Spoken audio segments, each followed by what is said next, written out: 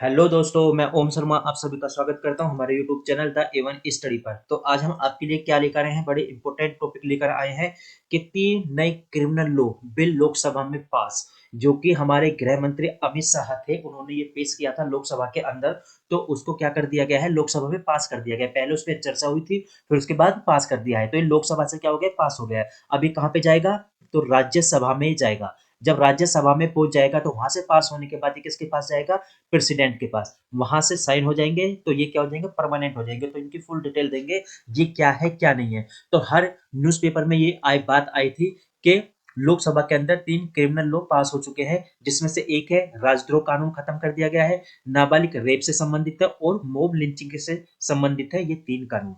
ठीक है, तो ये देखो, ये लोकसभा में यहाँ पर पास किया गया था, जिसमें से 3 लोकसभा बिल जो पास हुए थे, उनमें से क्या है, जो पिछले कानून थे वो समाप्त कर दिए गए हैं। ठीक है, अब आगे चलते हैं स्टार्टिंग से। तो यदि देखे जाएं तो पहले कौन सा है, पहला है भारतीय न्याय द्वितीय संहिता विधेयक 2023। ये क्या है, 2023, ये पहला हो गया।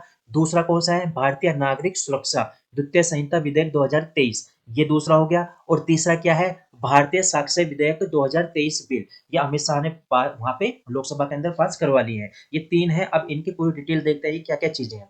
यदि भारतीय न्याय संहिता की बात करें तो इसमें क्या है, जो लोकसभा के अंदर 3 बिल पास हुए हैं, उनके अंदर जो कानून में आतंकवाद, महिला विरोधी अपराध या देशद्रोह, या जो भी मॉब लिंचिंग होती है, मॉब लिंचिंग आप लोगों को पता है, उसमें क्या होते हैं, जब भी कोई मीटिंग होती है तो उसमें उल्टे सीधे नारे लगने शुरू हो जाते हैं या दूसरों को मारना शुरू हो जाते हैं। मॉब लिंचिंग के नाम पे, धर्म के नाम पे मारते हैं, तो मॉब लिंचिंग की कैटेगरी में आता है। ठीक है, तो उसमें क्या है, जो ये अभी तक कोई ऐसा कानून नहीं था मॉब लिंचिंग के लिए, तो अब वहां पर बना दिया गया है। तो इन कानूनों के अंदर ये उनको रखा गया है। अब देखा जाए, यदि महिलाओं की बात करें तो महिलाओं के खिलाफ जो अत्याचार हुए हैं उनको लेके यहाँ पे प्रावधान किया गया है। इसमें क्या है, बिल में गैंगरेप के मामले, अब जो भी गैंगरेप होते हैं उनमें से क्या है, 20 साल की सजा होगी या आजीवन कारावास होगा। तो गैंगरेप के मामले में 20 साल की सजा या आजीवन कारावास का प्रावधान किया गया है। इसके अलावा यदि कोई व्यक्ति अपना नाम छुपा छुपा कर, यदि आप लोगों ने भी देखा होगा कि बहुत सारे मुस्लिम लोग ऐसे होते हैं जो अपना नाम बदल लेते हैं, हिंदू रख लेते हैं, फिर वो क्या है, हिंदू महिलाओं के साथ क्या रिलेशन बनाते हैं। तो अब वो भी अपराध अब माना जाएगा, वो भी इस कैटेगरी में अपराध की श्रेणी में रख दिया गया है, तो वो भी अपराध की श्रेणी में आएगा। तीसरा, यदि 18 साल की कम उम्र की कोई लड़की है, उसके साथ यदि कोई क्या करता है, फिजिकल रिलेशन बनाता है, जबरदस्ती दुष्कर्म करता है या रेप करता है, तो उसको आजीवन कारावास या मृत्यु दंड का भी प्रावधान किया गया है, जो अभी तक नहीं था। ठीक है, आगे देखो, इसमें क्या बोला गया है। इसके अलावा इसमें यदि यौन हिंसा के संबंधित जो मामले हैं, उसमें जो बयान होंगे, वो भी महिला न्यायिक मजिस्ट्रेट ही रिकॉर्ड करेगी। अभी तक कोई भी कर सकता था, पुलिस कर सकती थी, लेकिन अब कौन करेगा, केवल महिला महिला का ही बयान रिकॉर्ड करेगी। ये बात ध्यान रखना, पीड़ित का बयान उसके आवास पर ही किया जाएगा, और वो भी तब किया जाएगा जब वहां पर महिला पुलिस अधिकारी होंगी, तब होगा। ऐसे नहीं है कि वहां पे कोई भी मेल पुलिस अधिकारी वहां पे पहुंच गया वो रिकॉर्ड करने लगा, जबकि अब तक तो ऐसे ही होता था। तो अब कौन है, अब महिला का रिकॉर्ड बयान महिला ही करेंगे, ये ध्यान रखना। तो बयान रिकॉर्ड करते समय पीड़िता के कल माँ बाप भी वहां पर मौजूद रहने चाहिए, ये भी प्रावधान कर दिया गया है। आगे चलते हैं। अब यदि राजद्रोह की बात करें, अब राजद्रोह में क्या है, तो इसमें राजद्रोह कर दिया, पहले क्या था, राजद्रोह था। तो राजद्रोह तब था जब ब्रिटिश गवर्नमेंट थी, भारत पे कब्जा किया हुआ था, तो वो यहाँ पर शासन कर रहे थे, वहां पे राज कर रहे थे। तो उनके राज में कोई द्रोह करता था, उनके खिलाफ कोई बगावत करता था, उसको राजद्रोह माना जाता था। लेकिन भारत क्या हो गया, इस समय आजाद हो चुका है। तो अमित शाह का यहाँ पर ये कहते हैं, भारत आजाद हो चुका है, अब राज नहीं है भारत पर किसी का। इस वजह से अब वो राजद्रोह नहीं, अब क्या माना जाएगा, वो देशद्रोह माना जाएगा। यदि देश के खिलाफ कोई गद्दारी करता है तो उसको देशद्रोह का मुकदमा दायर किया जाएगा, ना कि राजद्रोह, क्योंकि अब भारत क्या हो चुका है, आजाद हो चुका है। क्योंकि भारत में लोकतांत्रिक सरकार है, सरकार की आलोचना कर सकते हैं लेकिन बगावत नहीं कर सकते। सरकार की आप आलोचना करने का अधिकार है, लेकिन देश की सुरक्षा, संपत्ति को नुकसान पहुंचाने का आपका कोई अधिकार नहीं है। ये अमित शाह का वहां पर लोकसभा में बयान था। आगे चलते हैं। यदि कोई सशस्त्र विद्रोह करता है या बम धमाके करता है, उसके खिलाफ भी कार्रवाई की जाएगी, क्योंकि उसे आजाद रहने का हक नहीं है यदि वो सशस्त्र विद्रोह धमाके करता है, क्योंकि इससे काफी ज्यादा संपत्ति की भी हानि होती है, साथ के साथ इंसानों की भी हानि होती है। उनका ये कहना था लोकसभा के अंदर, उसको जेल जाना ही पड़ेगा। अब आगे क्या दिया, कुछ लोग इसे अपनी समझ के कपड़े पहनने की कोशिश करेंगे, लेकिन मैंने जो कहा उससे अच्छी तरह समझ लीजिए, देश विरोध करने वालों को जेल होगा। ये अमित शाह के बयान हैं। ठीक है, तो क्या बोला है, कुछ लोग इसे अपनी समझ के कपड़े पहनाने की कोशिश करें, मतलब अपने समझ के आधार पर उसको उल्टा-पुल्टा करने की कोशिश करेंगे, लेकिन जो देशद्रोह करेगा उसको सज़ा मिलेगी। ठीक है, आगे चलते हैं। अब बच्चों के रेप के बारे में बात की गई है, तो ये बच्चों के साथ जो रेप के दोषी होंगे उसको फांसी फांसी की सज़ा का प्रावधान है। पहले क्या था? पहले जो रेप का प्रावधान था धारा 375, 376 थी, लेकिन अब उसको हटा दिया गया है। अब उसके स्थान पर क्या कर दिया गया, धारा 63 और धारा 69 यानी 69 में इसको रख दिया गया है। साथ के साथ पहले मर्डर का प्रावधान किसमें था? 302 से मुकदमा चलता था, फांसी मिलती जो भी थी, लेकिन अब उसको बदलकर क्या कर दिया गया है? अब 101 में रख दिया गया है उसमें, ठीक है? और 18 साल से कम उनके बच्चे के साथ यदि रेप होता है तो उसको आजीवन कारावास होगी या उसकी मौत की सजा का प्रावधान है। गैंग रेप के जो दोषी होंगे उनको 20 साल की सजा तक का प्रावधान है या जेल में रहो। ठीक है, यहाँ पर ये बात की है 20 साल तक की सजा या जिंदा रहने तक जेल में रहेंगे वो। ठीक है, आगे चलते हैं।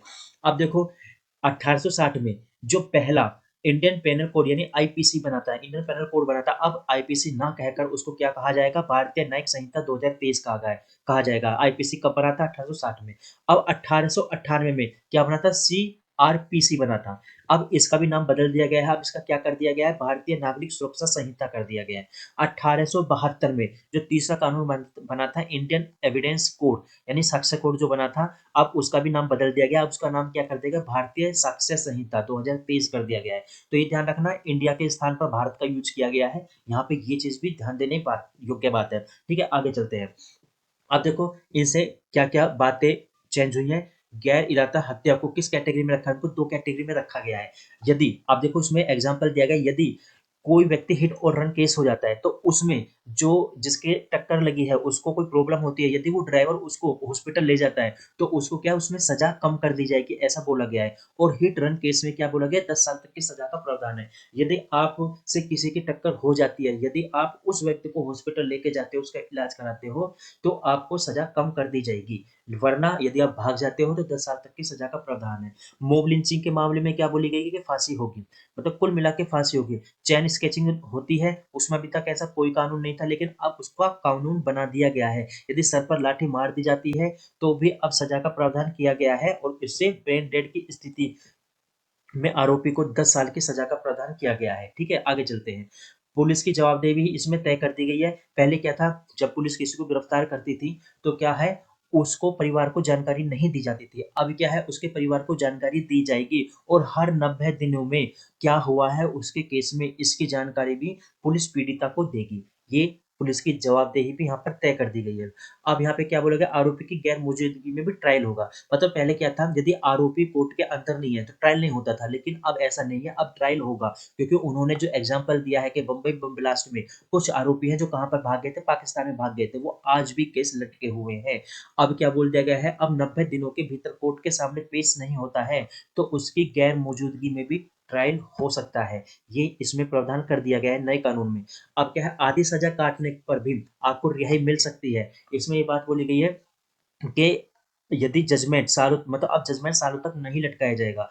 यदि मुकदमा समाप्त हो चुका है तो कितने 43 यानी 43 दिन के अंदर न्यायाधीश को फैसला देना होगा, और जो फैसला दे दिया गया है तो 7 दिन के अंदर सजा भी होगी ही होगी, ये ध्यान रखना। मतलब क्या है, जब भी आपका केस चल रहा है और केस चलने पर आपका केस खत्म हो चुका है तो 43 दिन के अंदर अंदर फैसला होगा, और जो फैसला हुआ है वो इम्प्लीमेंट 7 दिन के अंदर हो जाना चाहिए। मतलब अब सालों तक जो दया याचिका दाखिल की जाती थी अब ऐसा नहीं होगा। और दया याचिका कौन करेगा? अब केवल दोषी ही कर सकता था। पहले क्या था, कोई एनजीओ या कोई संस्था दाखिल कर सकती थी, लेकिन अब ऐसा नहीं है, केवल दोषी ही दया याचिका दाखिल कर सकता है। सुप्रीम कोर्ट से दया याचिका खारिज होने के बाद 30 दिन के भीतर ही दया याचिका खाली दाखिल की जा सकती थी। पहले क्या था कि सालों तक दया याचिका दे सकते थे, लेकिन अब केवल 30 दिन के अंदर ही दया याचिका दे सकते हैं। देश की एकता, अखंडता और सुरक्षा को कोई भी खतरे में डालेगा तो यदि भय फैलाने का काम करेगा तो उसको क्या माना जाएगा? आतंकवादी माना जाएगा। ये बहुत इंपॉर्टेंट चीज है यहाँ पर।